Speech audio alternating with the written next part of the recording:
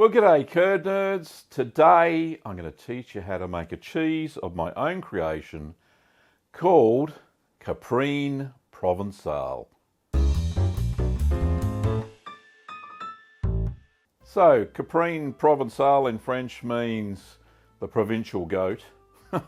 There is a breed of goat called the provincial goat, but I decided to call it that because I've used herbs de Provence as part of the marinade for this lovely soft little goat cheese.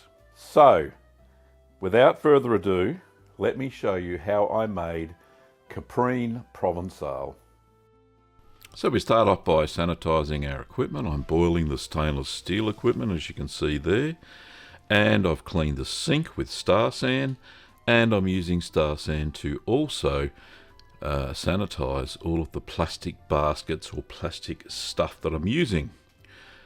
So the ingredients you'll need for Caprine Provençal is 4 litres or 1 gallon of fresh goat's milk, unhomogenised and pasteurised, 1/16 of a teaspoon of Flora Danica, 4 drops or 0.2 millilitres of single strength liquid rennet. I'm using IMCU 200, and that's diluted in 1/8 of a cup of non-chlorinated water. 1/16 of a teaspoon or 0.37 millilitres of calcium chloride, diluted in 1/8 of a cup of non-chlorinated water. Half a teaspoon of cheese salt per cheese.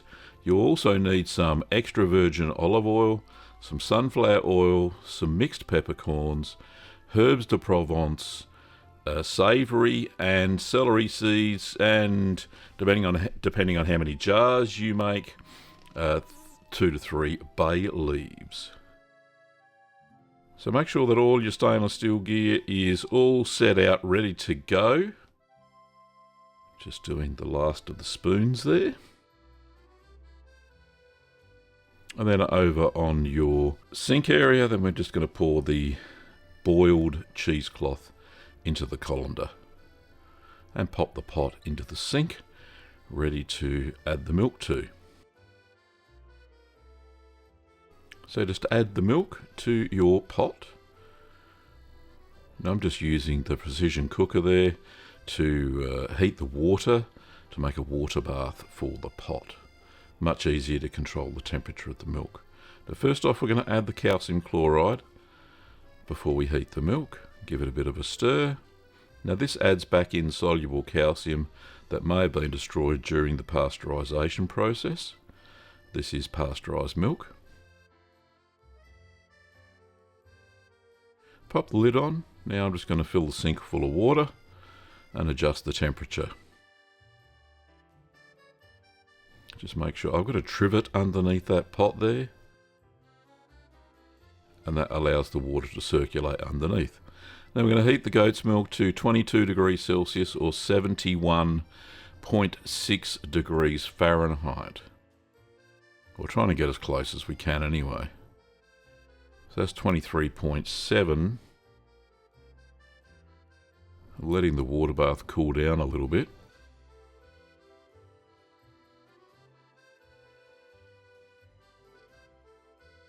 And it's even a little bit warmer there, but that won't matter because it's going to take a long time to ripen this milk anyway.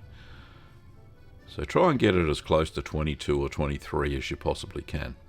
Degrees Celsius, that is. So now we're going to add the Flora Danica starter culture.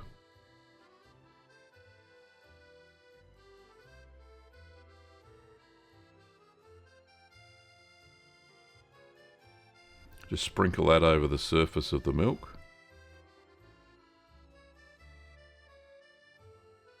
And then we're going to cover for 5 minutes to allow the starter cultures to rehydrate.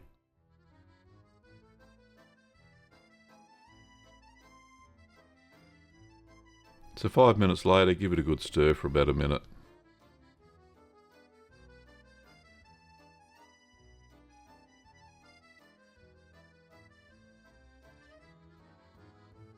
This just mixes the starter cultures all the way through.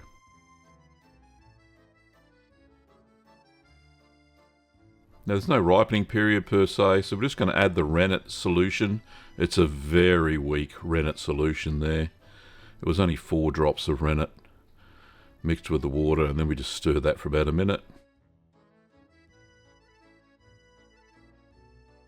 Now this is a lactic set cheese, so it takes a long time for the milk to set. So we're going to allow it to ripen for 18 hours until it reaches a pH of between 4.6 and 4.4. So you can see that the curds are pulled away from the sides. This is at about the 18-hour mark, and I'm just doing a quick check, and it certainly is in the pH range. So that's 4.49 or close to 4.5. So we're about middle of the range there, which is great. And you can see that it's ready to transfer for draining. So I'm just quickly rinsing my pH meter with distilled water there, just to clean it every time after use, in case I needed to use it again later. Now we're going to remove the heat source. I'm just taking the precision cooker out, just setting the pot up, ready for draining, and pull the water out of my sink. And now I'm going to line my colander with my boiled cheesecloth. Now I've actually boiled it again the next day, so I've actually boiled it twice. So just line your colander with the cheesecloth there. Don't use loose cheesecloth, it'll all just go straight through. This is very delicate curds. So ladle the curds into the colander. Now you could use a skimmer if you wanted to, but I chose to use a ladle. It just seemed a little bit easier.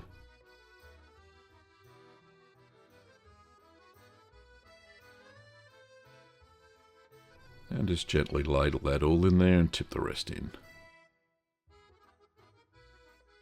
Just give that pot a quick rinse, makes it easy to clean later. Cover and then drain that for about 1 hour.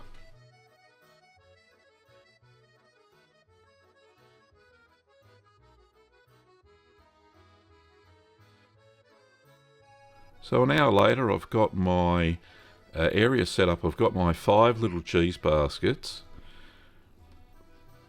I've got one that's different, and I'll talk about that a little bit later, but we're just going to ladle in thin layers of the curds into the little baskets. Now, it probably would have been easier to use a skimmer for this job, but I used what I had at hand, and it worked fine. So just fill each of the baskets 1 scoop at a time until they reach the tippy top.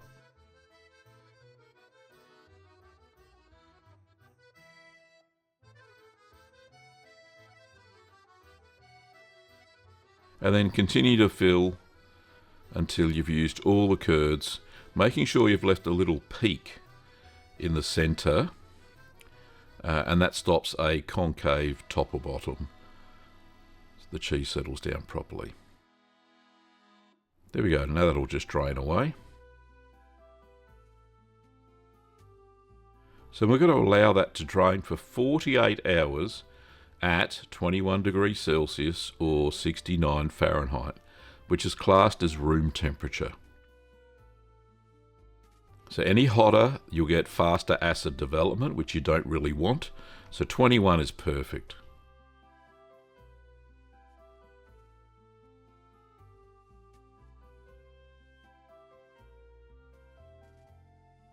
So there it is draining, lovely.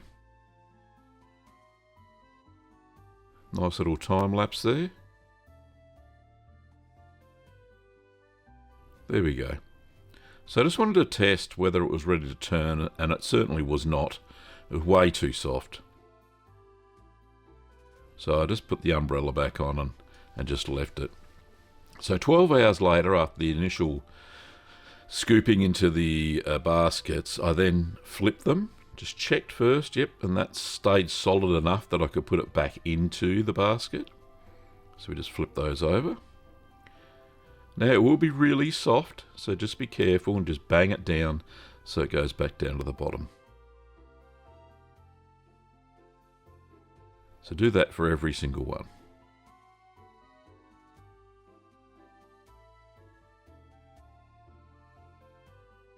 Now I also found that the little basket with the least amount of holes didn't drain as well as the normal small cheese bar, soft cheese baskets that I use. Now 48 hours later, all the draining is finished. I flipped it about 3 or 4 times, once every 12 hours. So we're going to transfer those out onto a plastic mat that's going to go into the ripening box. So just keep them apart so they're not touching. Just cleaning up as I go along. So we're going to salt the cheese now. So it's salted to about 1.9 to 2% salt per weight of cheese. So about 1/4 teaspoon on the surface of each cheese, so the top of each cheese. Just sprinkle that over. So 1/4 teaspoon. There we go. And we're going to leave that for an hour to soak in or dissolve into the cheese. And then we're going to flip at the 1 hour mark. And then we're going to salt them again. That way you'll get decent salt absorption into the cheeses. And this will cease most of the acid development. So there we go, we'll put the next 1/4 teaspoon on the top of each cheese.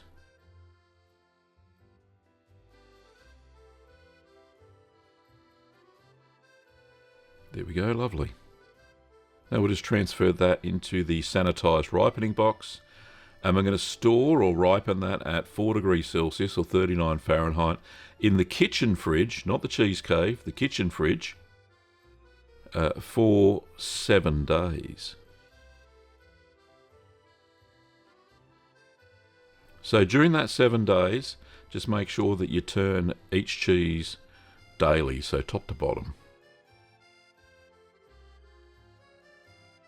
So the marinade mixture for each jar is 100 millilitres of extra virgin olive oil, 100 millilitres of sunflower oil, half a teaspoon of mixed peppercorns, 1/4 teaspoon of herbs de Provence, 1/8 teaspoon of Savoury, and a 1/16 teaspoon of celery, seeds, and a bay leaf. And then we're going to measure out the herbs into, I'm making only 2 jars, so I'm just measuring out 2 ramekins. Now if you're going to do 3 jars, obviously do 3 ramekins of the herb mix. Just makes it so it's even, an even distribution of the same types of herbs for each jar, so you get the same sort of flavour.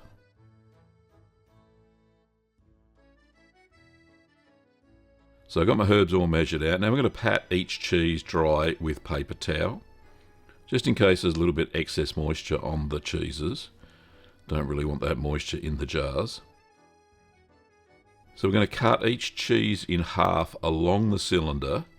So just turn it sideways and cut it in half that way. Then you've got 2 round halves, and then we cut each of those halves into 1/4 blocks. And that's what we're going to pack into the jars. Just makes it a little bit easier than having to shove a whole disc in there. So just pack those pieces into the sterilised or sanitised jars. I use Star San because these are plastic, called bale swing lid jars.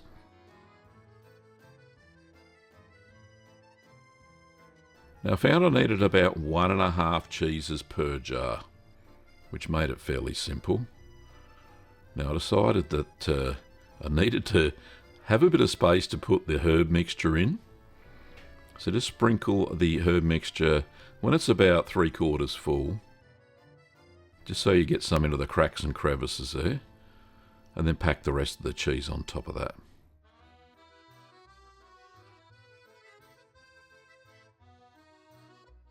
So here it is packing again. So I got about 1.5 cheeses per jar. So I left the 2 little pieces out, and then I poured the herbs into the cracks and stuff. Then pack the rest in. You can cut it into 1/8 to pack it down. And then we're going to measure out the olive oil and the sunflower oil. So 100 millilitres of each for these size jars. I'm using 300 milliliter jars with the swing lids on them. That's all you need is 200 millilitres, so 100 of each. Give it a good stir. Now I'm using sunflower oil because it tends not to go solid in the kitchen fridge, combined with the olive oil, and then you just slowly fill the jar up there, trying to not have any air trapped in any of the pockets. That's why I'm filling it very slowly, and this certainly helps get most of the bubbles out of between the cheeses. We're trying to exclude most of the air.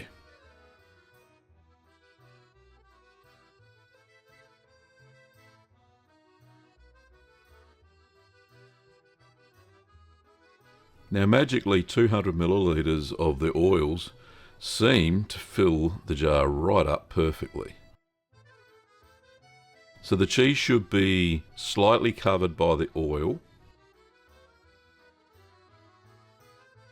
which it is there after pushing it down a little bit. I removed the clip to make it more visually appealing when I was filling it. But anyway, I put the clip back on, pop the lid down, and then give it a good seal. And that goes into the kitchen fridge. So here's the second one. So slowly letting the oil seep down to try and get rid of any air bubbles. Although there is one trap there I can see. But I gave it a bang on the bench to make sure they all came off. Pop the bay leaf in, give it a press down, make sure all the cheese is submerged. And then put the lid on, clip it down, and there they both are. Aren't they lovely? So we're going to ripen in the fridge at 4 degrees Celsius or 39 Fahrenheit for another 7 days. And this just helps the oils and herbs and peppercorns infuse into the cheese. Very nice indeed.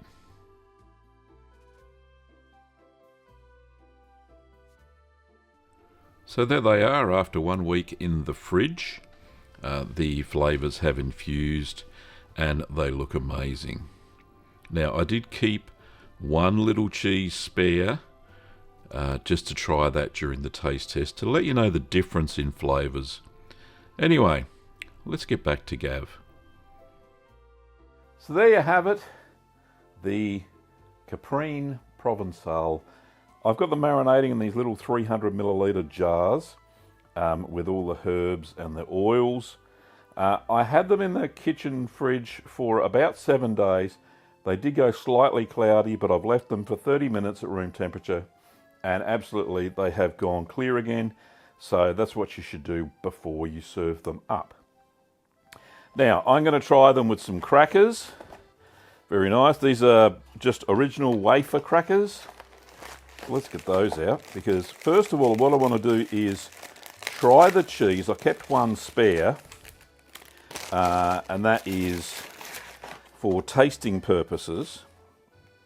So I'll just move these two lovelies out the way, and we'll get to those in a second. But before we do, we've just got to try the cheese. So I'm going to cut a little wedge.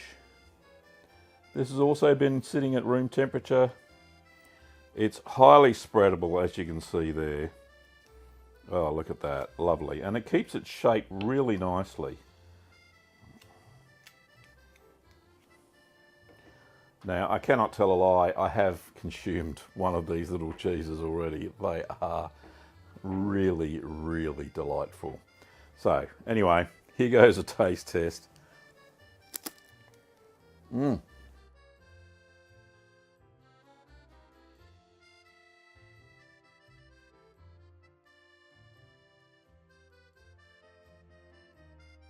get that goatiness. I love it. I'm a big fan of the goaty flavour of these soft cheeses. Oh, it really has matured. That's lovely. So good. It's only 14 days old, right? Mature, I mean in 2 weeks. And perfectly salted. Oh, it's delicious. That is a beautiful cheese. Just by itself, right? So,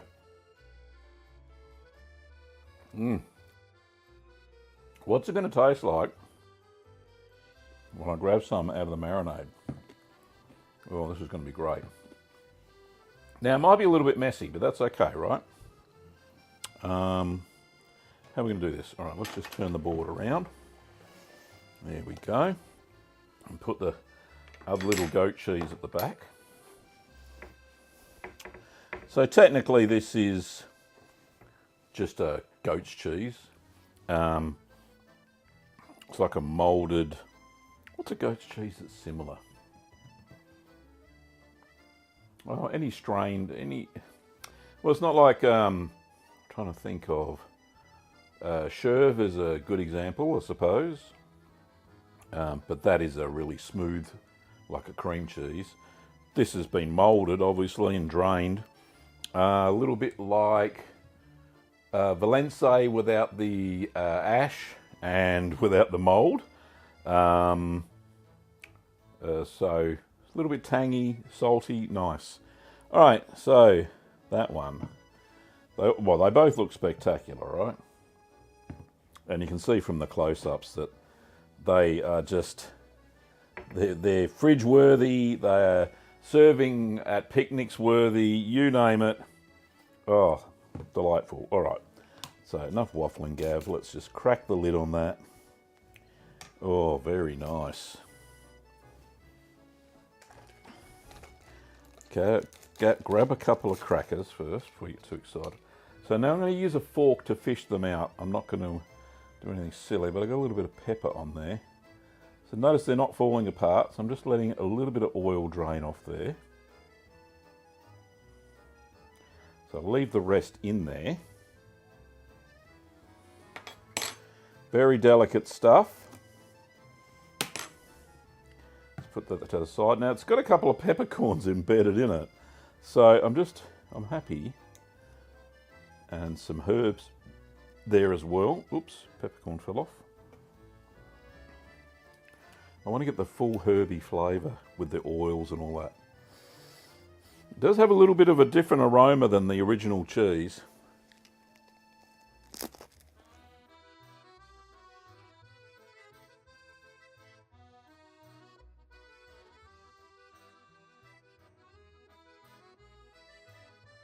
That's even better.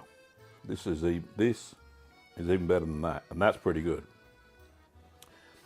Obviously you get a little bit of the oiliness, but the herbs, so the herbs de Provence I put in there, I put Savoury, I put celery seeds, and also these mixed peppercorns, which are absolutely beautiful. You can use any peppercorns, but they've all got to be dried, so everything's dried, plus the bay leaf on top, adds a little bit of flavour.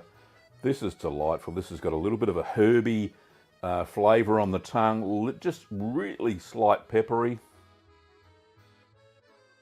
Oh, that's so good. And that oil, my goodness, it's delightful. Don't leave any of that behind.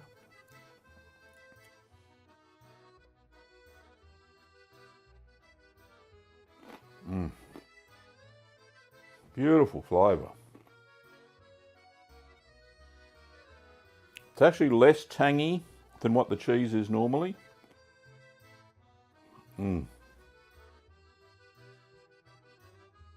Oh, even more herbiness then. Oh, a burst of the herbs. Oh, I'm gonna have another piece. All right, let me just find another small piece. I'll just get the bay leaf out of the way.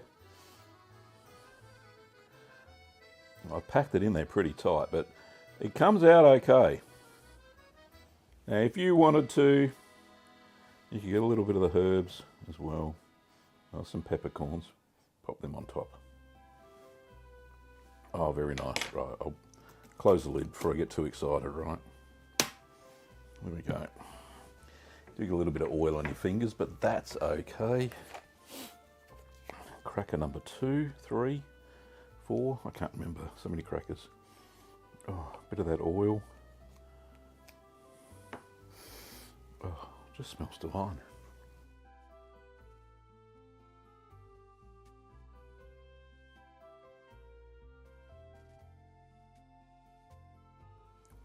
That is so good. So good. I could eat the whole jar. I'm not gonna, but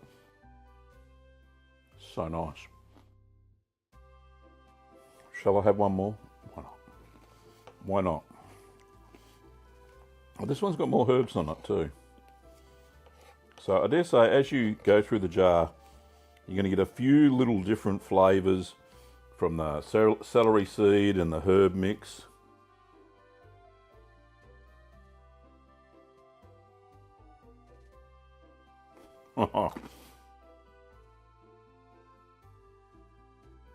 Kim is going to be amazed with this, as you will be if you make it for your family and friends.